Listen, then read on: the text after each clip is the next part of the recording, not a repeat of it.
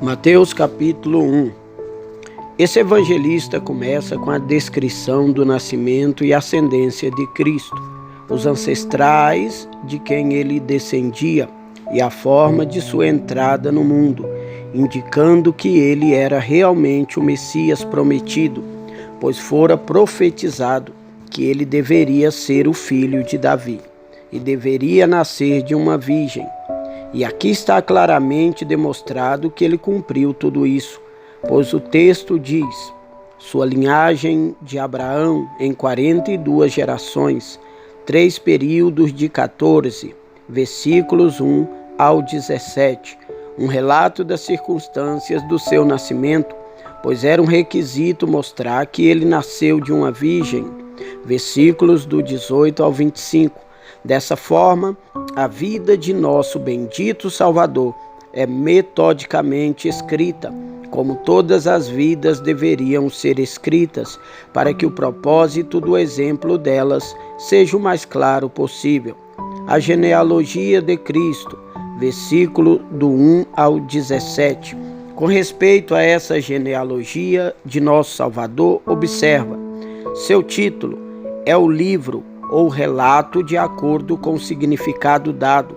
Às vezes, a palavra hebraica Sefer, um livro da genealogia de Jesus Cristo, de seus ancestrais, conforme a carne, ou a narrativa de seu nascimento, é o Bíblio Gênesis, um livro do Gênesis.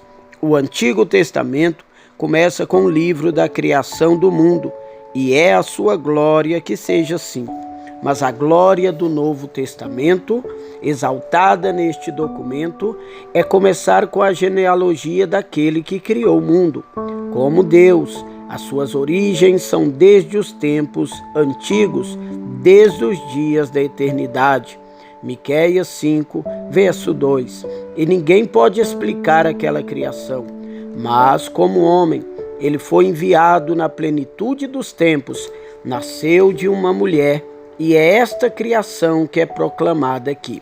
A principal intenção dela não é uma genealogia sem fim ou desnecessária, não é presunçosa, como são geralmente a dos grandes homens. Qual a utilidade das antigas genealogias? Deveriam ser usadas como evidência para comprovar um título e apoiar uma alegação. O objetivo aqui é provar que o nosso Senhor Jesus Cristo é o filho de Davi e o filho de Abraão, e, portanto, daquela nação e daquela família, através da qual o Messias estava para surgir. Abraão e Davi eram, em seus dias, os grandes depositários da promessa relativa ao Messias. A promessa da bênção foi feita a Abraão e a sua semente, e a do poder a Davi e a sua semente, e aqueles que teriam envolvimento com Cristo, como filho de Abraão, em quem serão abençoadas todas as famílias da terra, deveriam ser fiéis e leais súditos dele, como filho de Davi, por quem serão governadas todas as famílias da terra. Foi prometido a Abraão e a Davi que Cristo descenderia deles. Gênesis 12, 3, Gênesis 22, 18, 2 Samuel 7, 12, Salmo 89 a partir do verso 3, Salmo 132, versículo 11. Consequentemente, a menos que possa ser provado que Jesus é um filho de Davi e um filho de Abraão, não podemos aceitar que ele seja o Messias. Agora, isso está provado aqui, através dos registros autênticos do ofício da aristocracia.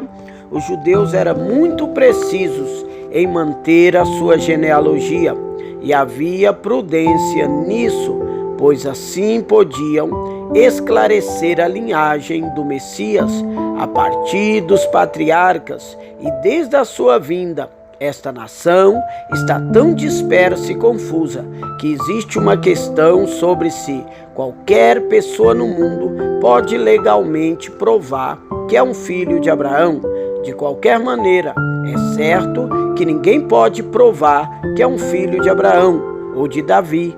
Deste modo, o ofício de sacerdote e de rei deve ser abandonado como perdido para sempre, ou ser colocado nas mãos de nosso Senhor Jesus. Cristo é aqui pela primeira vez chamado de Filho de Davi, porque sob esse título ele era frequentemente comentado e esperado entre os judeus. Aqueles que reconheciam ser ele o Cristo chamavam-no de Filho de Davi. Mateus capítulo 15, 22. Mateus capítulo 20, 31 e Mateus 21 e versículo 15.